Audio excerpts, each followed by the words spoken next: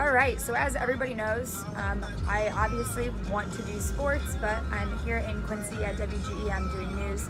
But luckily, I've had the chance to do a lot of sports lately. They've let me report on sports, and it's made me so happy and given me a lot of opportunities. So I'm gonna hand this one off to me in the field shooting sports, because I am so happy when I'm out there, because this is what I should be doing and this is what I want to do. Not that the news isn't great and that I don't enjoy it and, learning a lot, but sports, there you go. Okay, I am taking you guys to football with me. We have quarterfinals for high school football. I'm super excited, and I'm gonna take you guys with me. I'm gonna try my best to catch everything that I do, because it's gonna be freezing and I have gloves on, but I'll get it done. So this is a day in the life of a sports reporter, which I hope to be one day, officially, the name.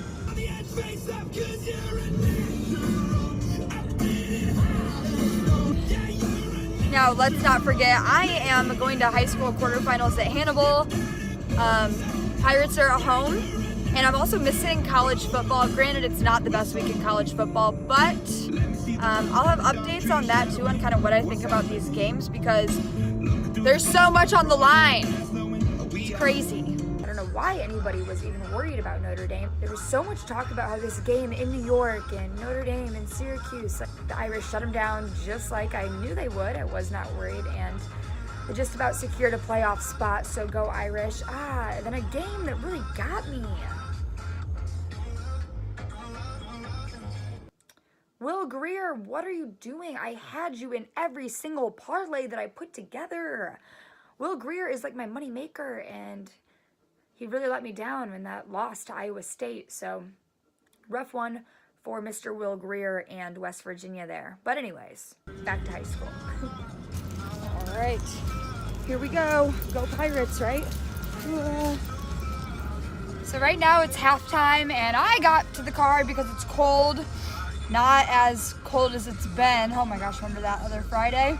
That's right, a snow bowl here in Monroe City as they host Clark County for the district championship game. It's about 30 degrees here with a wind chill only worth bearing for a matchup like tonight. I've been talking to fans as they keep pouring in, and they say they don't care how cold it is. They've been waiting for this game all season, and they weren't disappointed.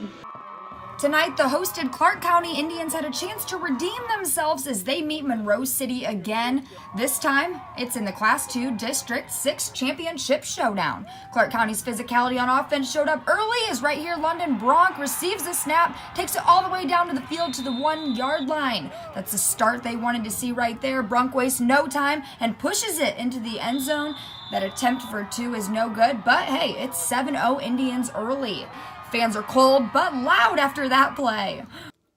Okay, so that game, I've never been so cold in my life. I look really happy and cheery there, but that is not the case. I was so cold. But I did go back and I called my own highlights, so there is me calling highlights, something that I wish I could do every day. Well, the team I was covering lost, but that's okay. I got to, do my stand-up, and I got to interview the coach and feel like a sports reporter for a day. So I'll take it, because this is what I should be doing, people. This is what I should be doing, and I love it. Gosh, I love days like this. Okay, so I actually sucked when it came to being out there and showing you guys what I do. One, because you can't miss one play. Two, it was so cold, and in any downtime, I'm trying to live tweet. Doesn't really work that well because I just want to get the highlights, and it was just all hectic and I was super excited. But there's a little bit of it so you guys can get the gist of it. But our weekend sports anchor is calling them because he obviously did the show Saturday night. But here's my highlights. Hannibal today, Pirates hosting MICDS in the Class 4 state quarterfinals. Hannibal got to work early. Gabe Worthington connects with Will Whitaker, and the Pirates move the chains. Later on the drive in the red zone, Caden Morgan gets the handoff and punches in. Attempt for 2 is no good, but it's 6-0 Pirates early at the packed house. Yeah, they love it at Porter Stadium. After a turnover on downs, this time they give to Dalen Reading, and nobody is going to stop him, try as they may. And just like that, it's 12-0 Hannibal. But the Rams, they weren't going to go down that easy today. Reagan Andrew looking downfield, and he's going to find Tyler Purdy's hands for a touchdown. Rams on the board. It's 12-7.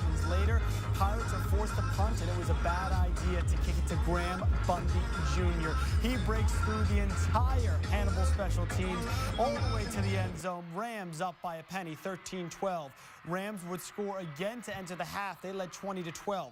We fast forward to the second half. Pirates got the ball, and it's Dalen Reedy again who runs it in for the score. Pirates back in after a failed conversion, they trail 20-18. Later, Pirates up 21-20 when this time Bundy Jr. again, this time with a spectacular grab, 9-yard score. It's 28-21 with 45 seconds left. Last chance for romance, Gabe Worthington, and he throws a pick six. MICDS wins 34-21. A tough loss for the Pirates, even tougher knowing it was longtime head coach Mark St. Clair's final game. Knowing this is my last year, it means a lot. You know, this is a great group of kids. I've been blessed. I've been associated with these kids at Hannibal for a long, long time, 32 years in education. And, you know, I told them I'm just honored to be associated with them, blessed to be a part of it, and, you know, blessed to be a part of this Hannibal community. And, you know, I told them I love them. And I mean, don't get me wrong, I get so happy like every time I do sports. Like the other weekend, it was the same thing. I am so excited. Yeah, so, you know, I'm going to continue, you know, trying to get, you know, any bit of sports footage that I can.